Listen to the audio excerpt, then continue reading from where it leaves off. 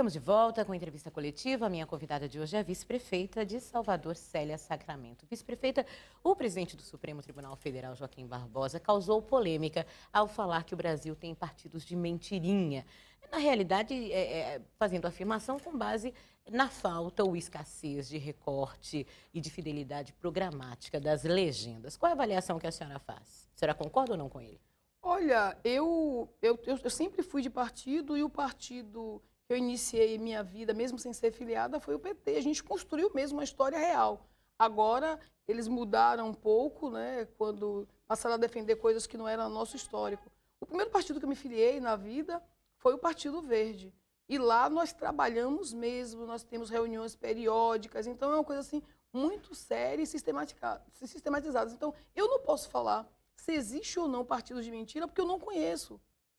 Os dois únicos que eu conheço, que foi o PT e o PV, são de verdade, de fato, existe uma construção. O Partido Verde defende, primeiro, o meio ambiente, as políticas de promoção da igualdade, as políticas para as mulheres, a educação é a principal, né, discussão do Partido Verde, principalmente a gestão pública com práticas de governança corporativa. Respeita todas as formas de diversidade, sexual, cultural, religiosa. Isso é o Partido Verde. Entende? Eu não posso falar dos outros partidos que eu não conheço. Então, ele pode até ter razão, mas eu não posso afirmar isso. Porque ele está no nível de conhecimento que vai além do meu, é o presidente do Supremo. Então, ele deve ter razão. Agora, eu não posso falar, eu sou professora doutora. E professor doutora, nós fomos preparados para falar com conhecimento de causa. Eu podia dizer para você, sim, Silvana, inclusive eu vi a pesquisa tal, mas eu não posso falar isso, porque eu não vi pesquisa nenhuma. Entende? Professora doutora, graduada em duas áreas bem diferentes, com mestrado, muitas pós aí, doutorado em vários segmentos. E professora, é uma paixão estudar e ensinar também? Interessante, eu não programei isso para mim, eu até dizia que eu não queria ser professora, porque eu tinha uma tia professora que reclamava muito, porque os pais não pagavam, a outra tia que também era professora, então, gostavam de dar aula, mas reclamavam muito. Então, professora, eu não vou ser. Eu vou ser contadora, sempre não está desempregado, né? Sempre tem vaga no jornal. Então, eu fiz meus 4 vestibulares, né? Eu fiz 4 para passar na Universidade Federal da Bahia. Foi uma luta. Primeira nota 4,6, segunda nota 6,7, terceira nota 8,3, até acima de 9 para passar. E não fiquei na UFBA, porque aula de manhã na Undina, de tarde na Graça, de noite... É uma loucura. Então, não deu para continuar lá. Eu formei pela Fundação Visconde de Cairu. Então, eu digo para você o seguinte, que eu gosto muito de estudar, mas não foi uma vocação, foi um incentivo familiar. Meus pais ficaram incentivando isso, que estudar transforma, e conseguiram formas de... Porque eu venho de uma base muito pobre, eles conseguiram criar estratégias para nós termos livros, e eu fui vendo que estudar ia transformando. Até hoje... Se alguém me disse, olha, vai começar um curso de pós, a aula é sexta de noite, sábado o dia todo e domingo de manhã. Eu estou lá. Puxa, um fim de semana por mês ou 2 finais de semana, em 12 meses acabam, eu vou tranquila, gosto, conhecer outras pessoas e adquirir conhecimento. Quando eu entrei na política, eu fui logo fazer um curso, especialização em Direito Eleitoral. Tudo que eu vou fazer, primeiro eu estudo para saber o que é. Então, eu defendo a reforma tributária porque eu sou especialista em planejamento tributário. É a minha primeira formação.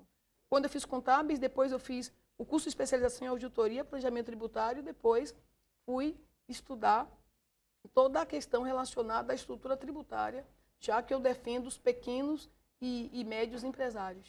Vice-prefeita, quais as dificuldades de uma mulher que veio da iniciativa privada, né, da gestão privada, em ver a vida pessoal, particular, de repente tornada pública como uma mulher pública, né? Olha, para mim é normal pelo seguinte, Silvana, eu sempre fui uma mulher pública. Imagine você que eu sou contadora de uma grande empresa, empresa de transporte de União, do Grupo Evangelista. Eu fui contadora com 22 anos, eu já era contadora de lá. Então, já estava pública, porque uma empresa que tinha mais de 1.000 e tantos funcionários. Depois, comecei a dar aula. Então, dar aula na Fundação Visconde de Cairu. Então, há muito tempo, há quase 20 anos que todo mundo conhece a professora Célia Sacramento. Todo mundo da área acadêmica, contábil. Eu sou palestrante nacional, internacional, conferencista.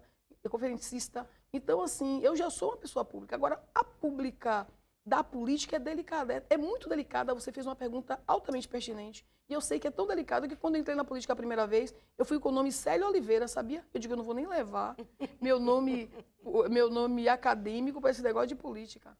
Depois eu vi que as pessoas não me conheciam como Célia Oliveira, aí eu tive que colocar o Célia Sacramento. E o que eu faço, Silvana? Eu procuro fazer tudo de forma mais correta possível. E mesmo assim, na política tem um negócio de fofoca, de invenção. Você viu agora o que fizeram com Dilma, com a questão do Bolsa Família? Então, no dia a dia lá na prefeitura, sempre inventam alguma coisa. E eu nem somatizo, porque eu aceitei o convite do movimento social para estar na política, porque o movimento social viu que eu poderia dar uma contribuição. E o que é que eu faço? Eu trabalho para honrar. O meu compromisso é único e exclusivamente com o povo da cidade de Salvador. E o povo que me conhece no dia a dia, porque uma pessoa, ela não se constrói de um dia para outro, você é sua história. Então as pessoas sabem que eu sou uma pessoa educada, que eu sou uma pessoa justa, que eu sou uma pessoa honesta. Então não vai adiantar, o meio político não vai estragar minha história, fofoca, nada vai estragar minha história. Inclusive, nós sabemos que a mídia, ela é fantástica, é maravilhosa, tem pessoas excelentes na mídia, mas tem pessoas negativas na mídia. E mesmo a mídia negativa, quando fala alguma coisa de mim, as pessoas que já me conhecem, claro que a professora Célia não fez isso. Olha, esse é um trunfo que eu tenho imbatível. Vice-prefeita, muito obrigada. Uma ótima semana para a senhora. Ô, Silvana, muito obrigada. Para mim foi muito bom estar aqui com você, conversar com esses ouvintes e esses telespectadores maravilhosos que, de fato, assistem o seu programa. Muito obrigada. Para você também, uma ótima semana. Posso mandar um beijão para meus Claro, filhos? claro. Então, um beijo para Cauã e Keila que estão me assistindo agora. E para você e também para os filhos da vice-prefeita, uma ótima semana. A gente se encontra no próximo domingo. Até lá.